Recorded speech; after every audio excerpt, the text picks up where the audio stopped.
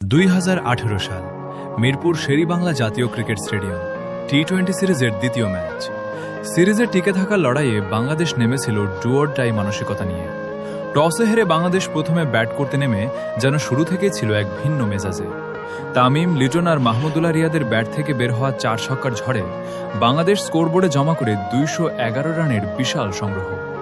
West ইন্ডিজের সামনে জয়ের লক্ষ্য দাঁড়িয়েছিল 212 রানের এক পাহাড়সম চ্যালেঞ্জ।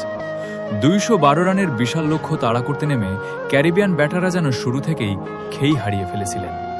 পাওয়ার প্লেতে আবু হায়দার, রনি ও সাকিব আল হাসান যেভাবে নিয়ন্ত্রিত বোলিং করেছেন তা ছিল দেখার মতো। প্রতিটি উইকেট পতনের সাথে সাথে মিরপুরের গ্যালারিতে লাল সবুজের দর্শকদের গর্জন আকাশ কাঁপিয়ে তুলছিল। মেহেদী হাসান মিরাজ আর সাকিবের ঘূর্ণিতে উইন্ডিজদের টপ অর্ডার তাসের ঘরের মতো ভেঙে পড়েছিল। ম্যাচ যতই শেষের দিকে গড়াচ্ছিল, ওয়েস্ট ইন্ডিজের ওপর চাপ ততই ঘনীভূত হচ্ছিল। সাকিব আল হাসান তার জাদুকরী স্পেলে একে একে তুলে নিচ্ছিলেন গুরুত্বপূর্ণ উইকেটগুলো, যা ম্যাচটিকে পুরোপুরি বাংলাদেশের নিয়ন্ত্রণে নিয়ে আসে। অন্যদিকে মুস্তাফিজুর রহমানের নিখুঁত কাটার আর ইয়র্কারের সামনে ক্যারিবিয়ান ব্যাটাররা অসহায় আত্মসমর্পণ করতে বাধ্য হয়েছিলেন। মিরপুরের গ্যালারির চিৎকারে স্টেডিয়ামে তখন এক রোমাঞ্চকর পরিবেশ তৈরি হয়েছিল। শেষ ওভারের টানটান উত্তেজনা। মাহমুদুল্লাহ শেষ উইকেটটি নেওয়ার সাথে সাথেই মিরপুরে নেমে আসে উৎসবের জোয়ার।